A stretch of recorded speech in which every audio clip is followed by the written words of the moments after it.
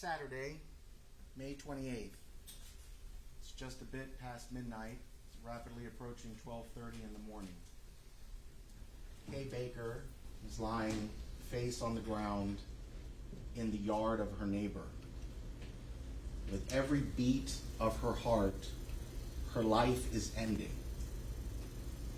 Kay Baker has suffered a grievous, severe wound to her neck, one that starts to the right side of her chin and wraps almost 180 degrees around her neck to just past her ear. It has severed her carotid, her jugular, and her voice box.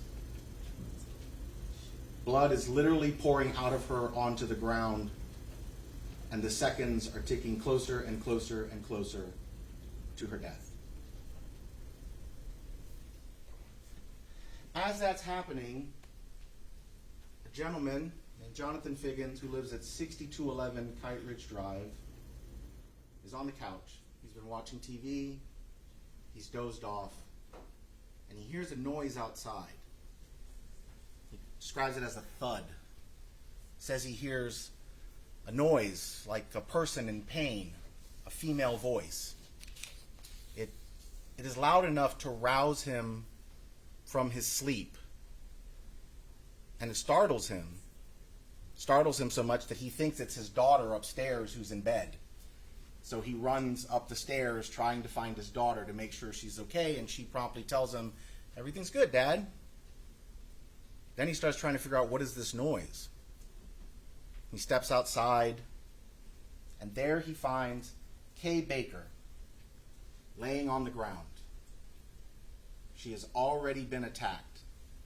She is bleeding out onto the grass of the neighboring home, 6209, the piece of grass that runs between Mr. Figgins' home and his neighbor.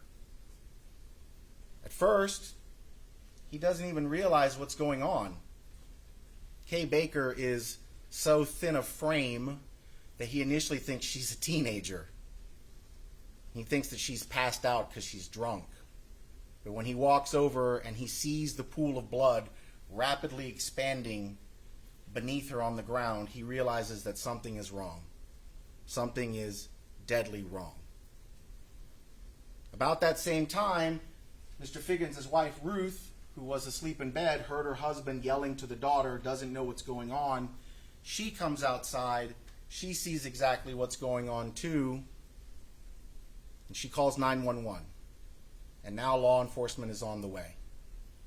But while that's happening, as they're waiting for law enforcement to arrive, Douglas Hicks, who lives at 6209, the neighboring home, the one on the other side of where Kay Baker is laying, he's heard a noise too. He was inside his home. It's 12:30 at night. He's up with his son. They're playing video games. They have the TV going. They've heard some strange noise too. Douglas Hicks will tell you he's heard some kind of movement outside. And he's heard the sound of maybe someone gasping or being out of breath, some sort of pained expression. And he too comes outside, and now he finds Kay Baker just as well. As all of this is unfolding, right about the same time, Jonathan Figgins hears the sound of movement in the backyard. You see, Mr. Figgins' home has a 6-foot-tall privacy fence around the backyard. But Mr. Hicks at 6209 does not.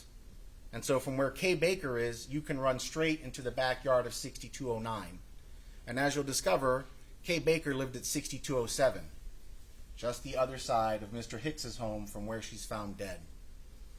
And that backyard also doesn't have a fence. And so you can freely move from where Kay Baker is into the backyard of 6209 and into 6207. And Mr. Figgins hears a noise coming from the back area. Again, remember, he thinks initially when he first starts all of this, he thinks it's a teenager passed out in the yard drunk. So when he hears the noise, he initially thinks, oh, it's probably other kids. They're back there drinking or whatever. But when he realizes that this is not just some teenager passed out, he tells his wife to go turn on the light because now they're concerned that somebody's moving around in the backyard. And this is the scene that is unfolding as first responding deputies run up to the scene where Kay Baker is laying on the ground. By this point, her life has expired. Jonathan Figgins, Ruth Figgins, Douglas Hicks saw her in her last seconds of life. And by the time HCSO has responded, it's over. But still, they make a valiant effort. The first responding deputy, Deputy Ellis, runs up. She finds Mr. Figgins over the body, still trying to provide life-saving efforts as directed by 911. She takes over and she tries to provide CPR, pumping the chest, giving chest compressions, but it's no use. In the meantime, her partner, Deputy Strahan, has responded, and he hears Mr. Figgins comment that there's a noise coming from the backyard, or there was a noise coming from the backyard. And so immediately, Deputy Strahan starts to walk up the side of 6209, along the privacy fence to 6211, and immediately starts to see drops of blood on the ground leading into the backyard of 6209. And now they know that there has been some sort of movement. Somebody moved at some point. It either came from or it went into the backyard.